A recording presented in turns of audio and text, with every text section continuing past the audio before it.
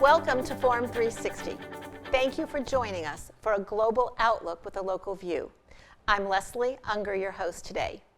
If you're like me, your interest in sports teams, like the Cavs, may have ebbed and flowed over the years. Flowed when you remember the fun of World Be Free. Flowed through the 90s, team of Mark Price, Larry Nance, Hot Rod, and Brad Daugherty. Then perhaps it ebbed, although we remember Z. Not the most memorable times until LeBron, and then we flowed and we flowed and we flowed. And then perhaps we ebbed. I know I did. Until people kept telling me, you have to watch these new Cavs. So to tell us about these new Cavs, who made the playoffs for the first time since you know who, and to share his basketball and life wisdom, we welcome back Campy Russell, a beloved Cav legend, even though he is from Michigan. So the most frequent guest to come to Forum 360, we welcome you, Campy. Thank you for returning. Leslie, thank you very much for having me. It's been a long time since we've had an opportunity to talk with each other. And even though this is a different format in terms of doing it by Zoom, yes. But the good news is that we're about to have this conversation again. And do you know, I think you are the first person in close to 20 years that people have asked me, can you bring Campy back? Can you have a conversation with Campy? I think you are the first person I have ever been asked to come back. So thank you. Well, you're being very kind, and I'll take that compliment. You should. Now, before we go to the Cavs, I'd like to take a journey down memory lane for Campy, okay? So my first question is, as a pro player, did you think you would spend your entire career in and around basketball? Honestly, I would say no. I did not think that was going to happen. But, I just think, like a lot of things happen, is opportunity presents itself, and you try to take, number one, you try to be ready for that opportunity, but at the same time, you must be able to take advantage of the opportunity when it does come. And having the opportunity to come back here and be a part of this Cleveland Cavalier organization, which started back in 2001 or 2002, I never thought I would be here at this particular point in terms of just having that opportunity back in 2001, 2002. But I was ready for it. The opportunity presented itself, and only thing I can say, the rest of it is history, because I'm still here after all this time, and it's been, without a doubt, one of the best things that's happened to me post playing in the NBA. Now, are you one of those people? I have a friend who has a philosophy of saying yes to everything that she could possibly say yes to. Are you one of those people that say yes? It depends. I mean, I don't say yes to everything. There's no question about that. But I think my first aspiration, or the first thing I may think is to say yes. But it depends on what it is. After we have a conversation about stuff. Because I think I came up in the era, or our family, my dad and my mom, them always taught us to, if you have the opportunity to help somebody, you help somebody. So if it means that you have an opportunity to say yes, and it makes sense to say yes, and that is the right answer, yes, then you go with it. So I think it depends upon the situation. Now, you had a great career as a player. But I heard in my reconnaissance for this interview, I heard you were a heck of a coach at Dave Bing's All-Pro Camp during the summer at the University of Michigan. So in your expansive career around basketball, did you ever think about coaching after your career as a player? To be honest with you, no, I did not. because I think at that time I really wasn't sure really what direction I wanted to go in. But at the same time, the hesitation was more about did I have the I wanted to start off in the college level, to be honest with you, um, but I didn't have my degree at that particular time. So it kind of stagnated me in terms of even wanting to pursue that.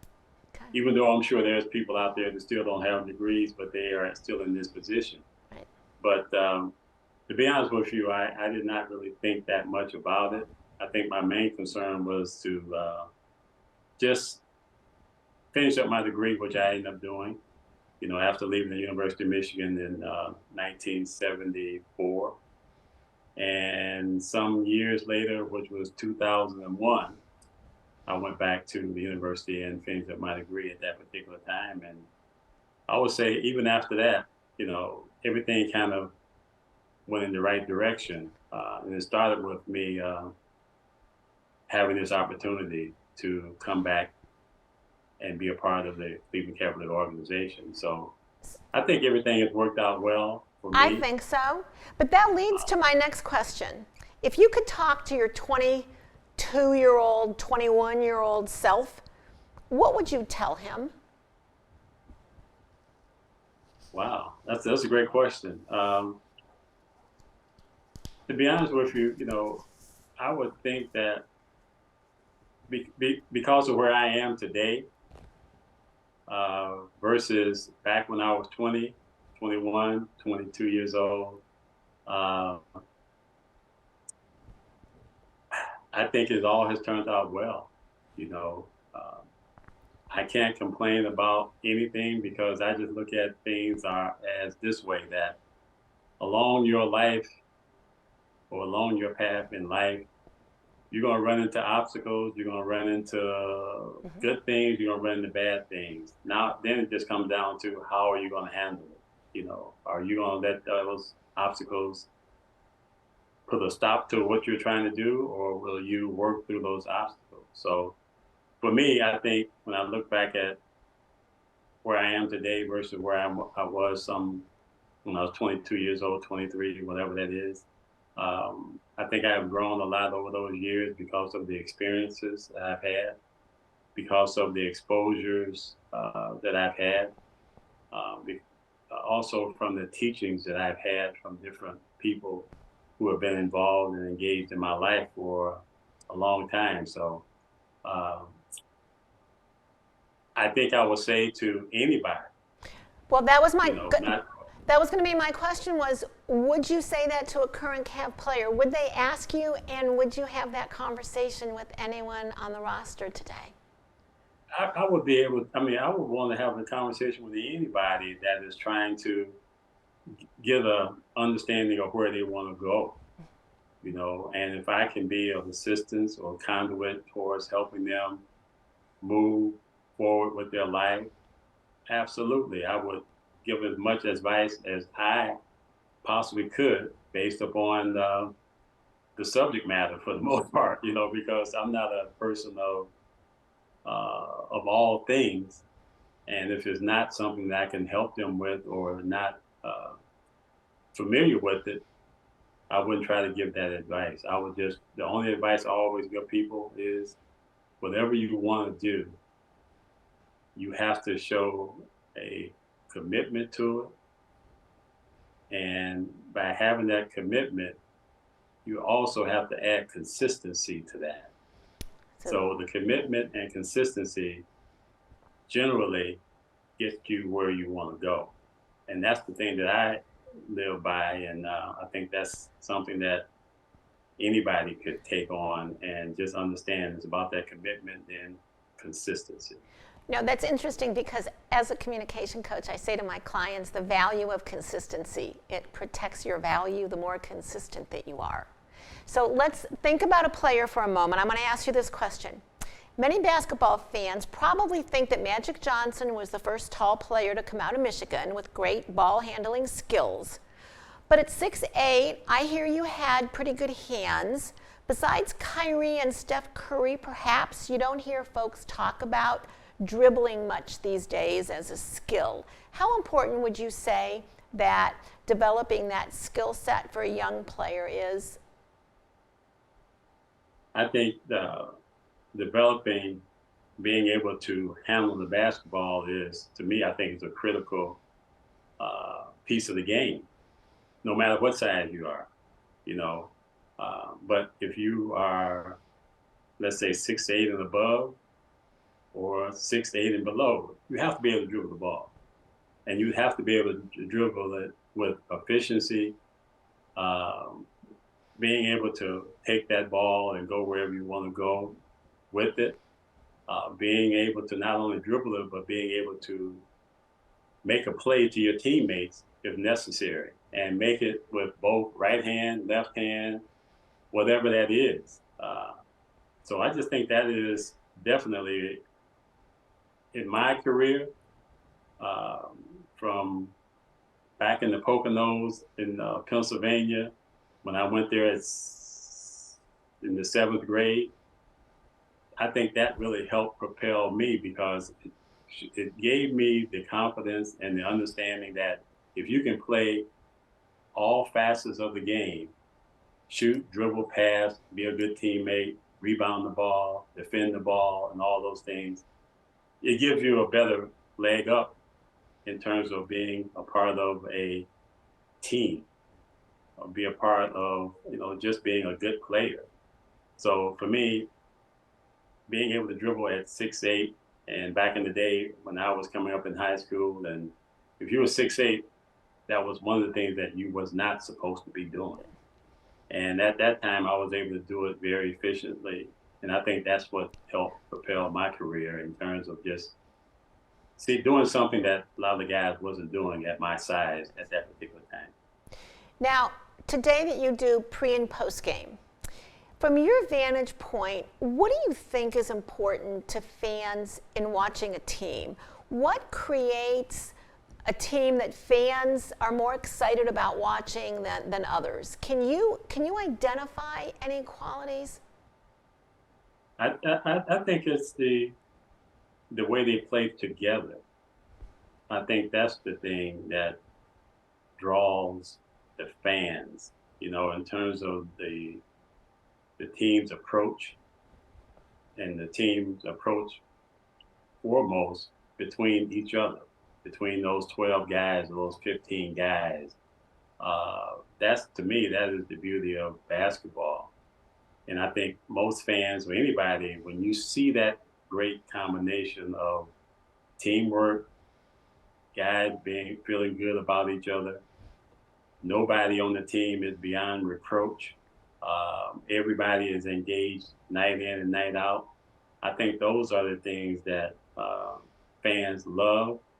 And then when you win basketball games, it's even a bigger effect on the fan base, because when you have that camaraderie against, as a team, and then you are successful and you're winning games and you are engaging outside of basketball or engaging with the fans, I mean, that's a beautiful thing for anybody to have. And I think that's, in my view, that is the thing that drives this current young basketball team, is their ability to communicate, their abilities to engage, their ability to engage with each other, their abilities to engage with the fan base, and to win.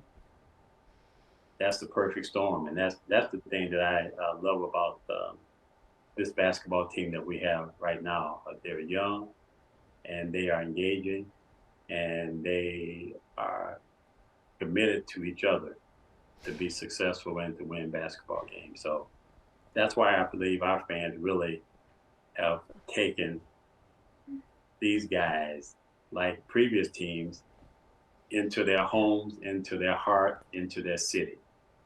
I'm going to ask you a question in a moment that I know you're not going to like, but first I'm going to reintroduce you. We have the pleasure of talking with Campy Russell of the Cleveland Cavs, one of the very few Cavalier legends, and he is sharing his basketball and life wisdom with us today. Campy, this is not my quote, but I've got to ask you, okay, because I know you're going to shed light on it, okay, because you've said some amazing things to me over the years that I still remember. The quote is, they weren't anywhere near ready for the toughness or bright lights of the playoffs. How would you respond to that? Who are you referring to? This past playoff This past year? series with the Knicks. How would I respond to that? Yes. It would be, I guess the best way and the fair way I can respond to it is, I think a lot of times, all things come in time.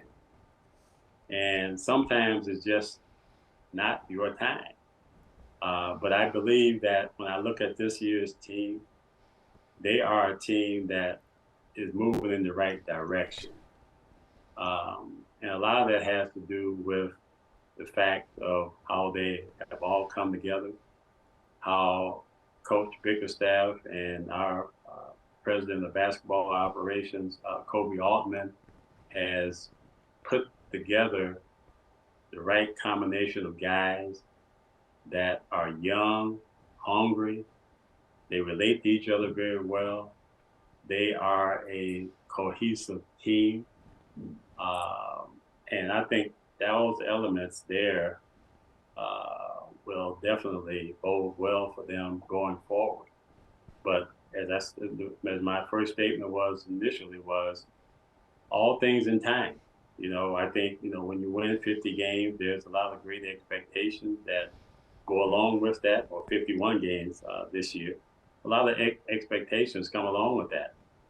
And sometimes you have to have a disappointment before you have that great expectation come to realization. So for me, when I look at this past team, they are an outstanding team that has a lot of more years to continue to grow as a unit. But again, I just believe all things in time. I'm sure that quote that you just is primarily how people may feel. Yes. But I just look at it though is this was a great run this past year, and for a young team. So let me ask you, speaking of a young team, they struggled on the road throughout the season. From a player's perspective, what is different on the road, and how does a young player learn to play as consistently on the road as they do at home? It's all about those experiences. You have to have those experiences. Just like this past season, in the playoffs, it was an experience for them. And that experience will definitely show up next year and in the future. Now, can you tell us from your playing perspective, okay? Game 3, Darius Garland led the Cavs with 23 points, but he had 21 in the second half. So can you tell us what goes into 2 in the first half and 21 in the second half? Is that more of a mental? Is that more of a physical? Is that more of the player, Garland, or the other team, what they're doing or not doing? Can you give us some insight? Well, sometimes it could be all of those things, but, basketball is a game that you have ebb and flows. You're going to be, you can be going 1 minute where everything is working for you, and then the next minute it may not be. And the thing you have to do is to be able to persevere through that, no matter how bad you're playing or even how good you're playing, because both of them can come to an end just like that in terms of making shots or missing shots. Well, now, does that explain like how it goes from close, not any particular game, but any game? Does that explain how it goes from fairly close to a blowout? I'm not understanding. Is it just that, you said you have to keep persevering, and so how do you explain how a game at one moment can be pretty close, and then one team ends up winning by 20 points? Like, how does that happen from a basketball? I mean, I don't understand. Can you explain from a player's perspective? Whichever side you're on, it could be the Cavs could, be on the upside of that lead. Leslie, one thing for sure about basketball is a miss or make lead. And what I mean by that is sometimes you can get on a roll where you're just making everything. You're making all the right plays, all the right passes, all the defensive stops. You're doing everything right. And then just like you were just doing everything right, things can go wrong, where the other team get that momentum or get on that roll. And then it can turn into something totally different, so that goes on. It can go on at any night, any time, any game. It's nothing intentional other than you're trying to play the best you can. But a lot of times it just doesn't go. It doesn't work. It doesn't happen. You miss shots. The other team get on a roll. You miss layups. Is it a help? A lot of things happen. Is it a help either psychologically or physically for a player to have had a father who was a former professional player? Does that help those kind of times or games at all? I don't know because I don't. I didn't. My dad didn't play basketball, so it's kind of hard for me to really answer that question in any form because we can always get good advice from whether it's our parents or someone else that's close to you, or whether it's a coach or coaches. And I think sometimes you have to take under consideration what they're saying to you. But I don't know whether the fact that someone's dad may have played versus the current player, and whether that's going to make a difference as to how you respond in situations like that. It's kind of hard for me to have that kind of conversation because it's so. It's just something that I can't begin to talk about because I don't know what's going on in that person. Okay, fair enough. Thank you. In a couple words, what makes a coach a player's coach? I think a lot of it has to do with just relationships, and how they function, and how they allow a two-way street, meaning, we can have dialogue back and forth, but ultimately, I think both parties got to understand, understand and respect each other, and understand that at the end of the day, the coach is the coach, and he have to be able to coach each and every one of those players.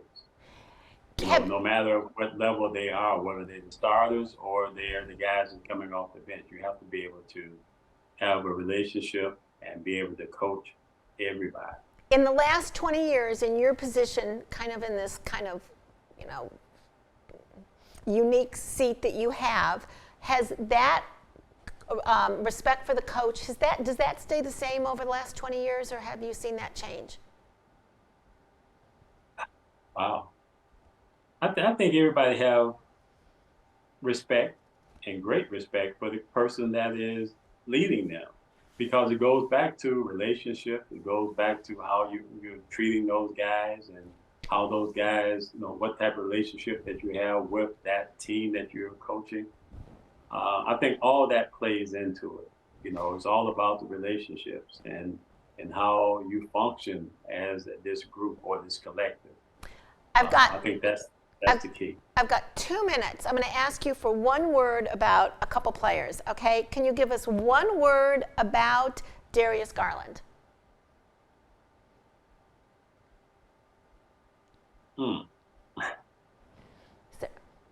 One word come to mind? One word cannot speak to none of these players. I'll give you one sentence. For Darius Garland, I would just say a multi-talented young point guard that is a winner. I believe he's a winner. He's won everywhere he's gone. multi-talent, and he's a winner. Okay. In one or two words, do you ever wear the NBA championship ring that you got with the Cavs? Do you ever wear it?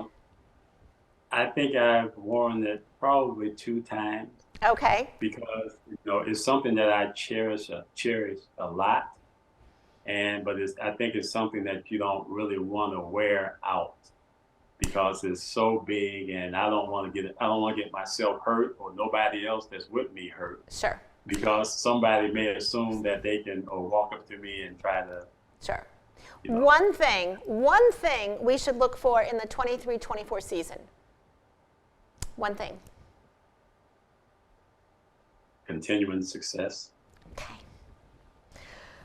For some, continuing success. For some professional athletes, their sport, basketball or whatever sport they play, is just a port they walk through at a finite time in their life. But for our guest today, Campy Russell, basketball has been his life's journey, and we are all the better for it. Thank you, Cavs legend Campy Russell, for joining us today. Thank you, our audience, for joining Forum 360 for a global outlook with a local view. Forum 360 is brought to you by John S. and James L. Knight Foundation, the Akron Community Foundation, Hudson Community Television, the Rubber City Radio Group, Shaw Jewish Community Center of Akron, Blue Green, Electric Impulse Communications, and Forum 360 supporters.